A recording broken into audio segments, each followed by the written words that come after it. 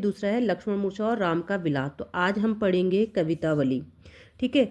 अपने काव्य में लोक मंगल की साधना को सर्वाधिक महत्व देने वाले प्रसिद्ध कवि गोस्वामी तुलसीदास जी ने प्रस्तुत छंदों में युगीन विसंगतियों का चित्रण किया है।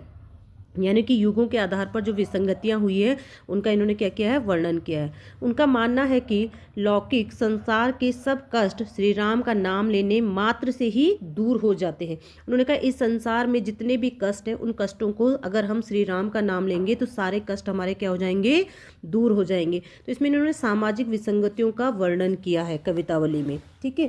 पहला देखिए, किसबी किसान कुल बनिक भिखारी भाट, चाकर चपल नट चोर चार चेटकी, पेट को पढ़त गुण गढ़त जड़त गिरी।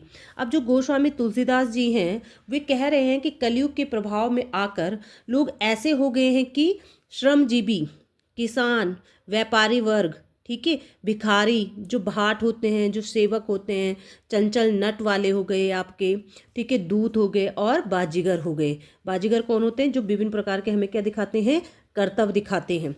ठीक है। तो ये सब क्या कर रहे हैं, पेट की भूख को शांत करने के लिए अनेक उपाय कर रहे हैं।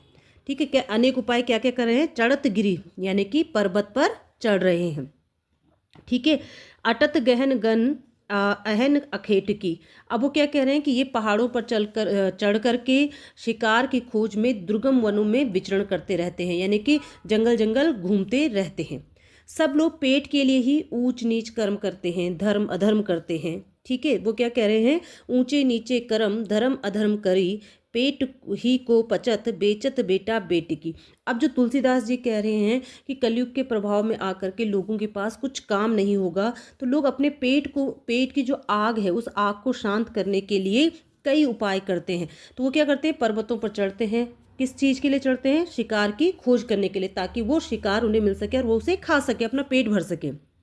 ठीक है। सब लोग पेट भरने के लिए जितने भी जो भी कर्म हो रहे हैं, चाहे वो ऊंचे हो चाहे नीचे कर्म हो, धर्म हो अधर्म हो, सब लोग क्या हैं, विवश हैं वो करने पर। लेकिन यहाँ तो केवल राम रूप घनश्याम द्वारा ही बुझाई जा सकने योग्य है। यानी कि जो आग है, जो पेट की आग है, तुलसीदास जी कह रहे हैं इस आग को हम किसके द्वारा बुझा सकते हैं? श्री राम के नाम से ही बुझा सकते हैं। तुलसी बुझाई एक राम घनश्याम हीते, आगे बढ़वा गिते बड़ी है आगे आगे पेट की। वो